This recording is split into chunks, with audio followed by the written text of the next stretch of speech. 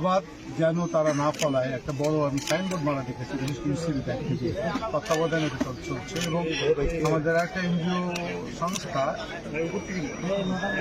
এনজিওটার নাম সুইজারল্যান্ড ভিত্তিক একটা এনজিও, এবং ইউসিবি ব্যাংক এবং সরকারের আমাদের আরডিএফ কর্তা ব্যক্তিরা যৌথ উদ্যোগে মানুষকে প্রভাবিত করেছে যে আমরা স্বাস্থ্যহানিকর কোনো ফসল ফলাবো না, যেটি স্বাস্থ্যের পক্ষে উপকার সেটি আমরা ফলাবো। তারই ফলশ্রুতিতে এই চলির চরে আপনি জানেন মাননীয় প্রধানমন্ত্রী জননেত্রী শেখ হাসিনা এই অঞ্চল ভিজিট করেছিল আজ থেকে প্রায় 20-25 বছর।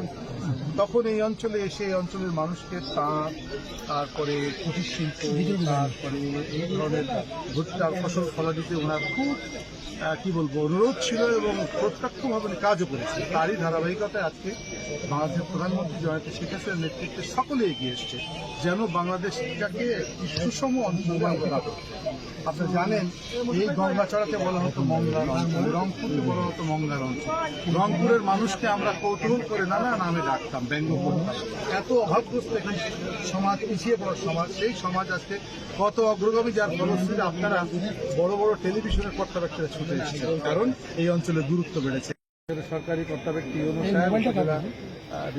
চেয়ারম্যানরা সকলে মিলে মাননীয় প্রধানমন্ত্রী জননেত্রী শেখ হাসিনার এই উদ্যোগ এবং এই ইচ্ছাকে তারা আজকে সফল ফেলে পাস করে। দেশের ডিজিটাল বাংলাদেশ করতে যে সোলারের কত প্রয়োজন আপনি নিশ্চয়ই দেখে আসছেন।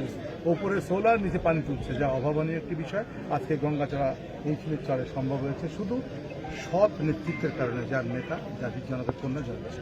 আমরা মার্কেটিংয়ের একটি চ্যানেল করব যেটি আমাদের আরডিএ করবে, মানে আরডিএ এবং আমাদের পল্লী উন্নয়ন বোর্ড যেটা আছে তাদের মাধ্যমে আমরা এই সব জায়গায় বিশেষ করে সংরক্ষণ করার ব্যবস্থা করব। বিভিন্ন আমরা এনজিও সংস্থা এবং অন্যান্য পার্টনারকে ডাকবো, ডেকে বলবো এখানে আপনারা সংরক্ষণাগার করেন যেন আমার কৃষক দাম পায়। সরকারও সেখানে সচেষ্ট থাকবে। যেমন দেখলাম মরিচের খেতে নেমেছিলাম, এখানে এত ভালো মরিচ হতে পারে এবং ওনারা বলছে চর 3 ফসলের চর হয়ে গেছে। এই লক্ষ লক্ষ হেক্টর ল্যান্ডকে আমরা আমাদের সুচাষের আওতায় আমরা তার জন্যেই এই পল্লী উন্নয়ন সমবায় বিভাগ সমন্বিতভাবে সকলকে সাথে নিয়ে কাজ করে। মাননীয় প্রধানমন্ত্রী উৎপাদিত পণ্যকে যেন সহজভাবে তারা বাজারজাত করতে পারে, আমাদের পল্লী উন্নয়ন সমবায় বিভাগ এটাতে গুরুত্ব দিয়ে কাজ করা শুরু করছি এবং আমরা আমাদের সম্পদগুলোর সঠিক ব্যবহার করার চেষ্টা করছি, যেখানে আমরা এই সম্পদগুলো মার্কেটিংয়ের ব্যবস্থা করব, বড় মার্কেটিং হাব করে দেব।